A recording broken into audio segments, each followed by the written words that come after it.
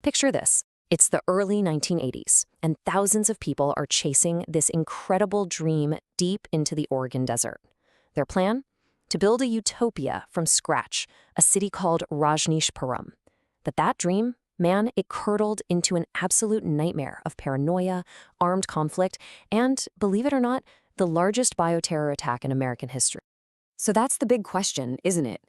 How in the world does a community founded on peace and enlightenment end up committing terrorism? To figure that out, we have to go all the way back to the beginning, to this empty patch of desert and a plan that was, well, as audacious as it was ultimately doomed. Okay, so our story actually starts not in Oregon, but in India. After facing a ton of pressure from authorities, a really charismatic spiritual teacher, Bhagwan Shree Rajneesh, and his followers decided to look to America.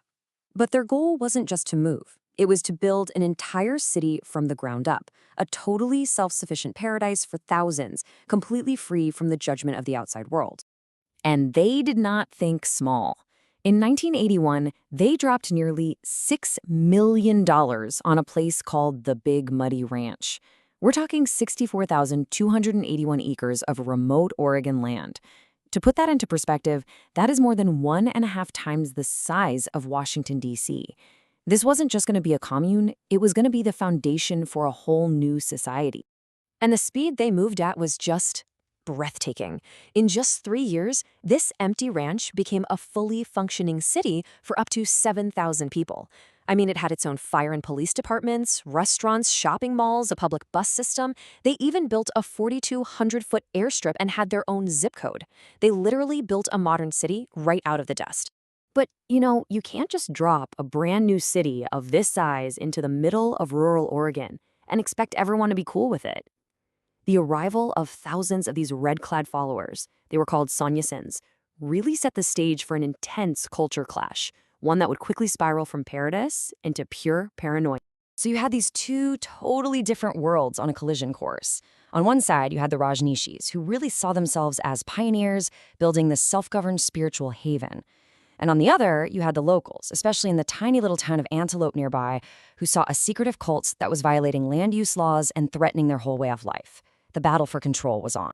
And the local hostility was intense. I mean, we're talking letters to newspapers describing the commune as another Sodom and Gomorrah, or even, get this, a cancer in our midst. So this was no longer some simple legal dispute. This was a full-blown battle fueled by fear and some really deep-seated intolerance. In response to all this hostility, the commune's leadership made a pretty fateful choice. They started their own security force, called the Rajneeshpuram Peace Force, and they armed them to the teeth with a serious arsenal of semi-automatic weapons.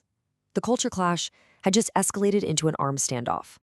And this is where the story takes its darkest turn. The mix of that external pressure and a nasty internal power struggle led the commune's leadership to completely abandon their spiritual ideals and just embrace criminal conspiracy. So, desperate to get political control of the county, the commune's leadership, led by Rajneesh's really powerful secretary, Ma Anand Sheela, cooked up a chilling plot. Their goal? To incapacitate local voters right before the 1984 county elections.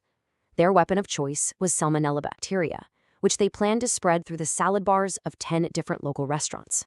And the attack was terrifyingly effective. 751 people were poisoned. Now, nobody died, thankfully, but 45 people had to be hospitalized. It is still the single largest act of bioterrorism on American soil. But here's the wild irony. The plot totally backfired. The attack just made the local community furious, and they turned out in record numbers to vote against every single Rajneeshi candidate. So after that failed plot, the commune just began to implode. In 1985, Ma Anand Sheela and her inner circle just abruptly fled. Rajneesh, who had been publicly silent for years, finally started talking again. And when he did, he accused Sheela of orchestrating the attack and a whole bunch of other crimes. And those accusations kicked off one of the biggest criminal investigations in Oregon's history. And what investigators found was just staggering. The bioterror attack wasn't some one-off thing. No, it was part of this vast criminal enterprise that included attempted murder plots against public officials, illegal wiretapping everywhere, arson, and massive immigration and voter fraud schemes. The whole thing was rotten. So the key figures finally had to face the music. Ma Anand Sheela was convicted of a ton of crimes, including attempted murder, and she was sent to prison. Rajneesh himself got charged with immigration fraud. He entered what's called an Alford plea. It's a special plea where you maintain your innocence but admit the prosecution has enough evidence to convict you. He paid a big fine and was deported, agreeing never to come back to the U.S. So with their leader gone, the city of Rajneeshpuram collapsed almost overnight. But what happened to that massive multi-million-dollar city they had built right in the middle of the desert? Well, the Utopia went bankrupt. The entire ranch, once valued in the tens of millions, was sold off at a sheriff's auction for a measly $4.5 million. The city of Rajneeshpuram was officially dissolved, and its thousands of residents just scattered to the winds. And in a final, truly ironic twist of events, the land that was once home to this super controversial spiritual movement is now the Washington Family Ranch, a Christian youth camp run by the organization Young Life. Yeah, the property went from one belief system to pretty much its polar opposite. The story of Rajneeshpuram is it's a wild, cautionary tale, right? It's about how idealism can get so twisted that it turns into paranoia and crime. And it really forces us to ask a tough question. Can any perfect society, any utopia, truly survive its collision with reality?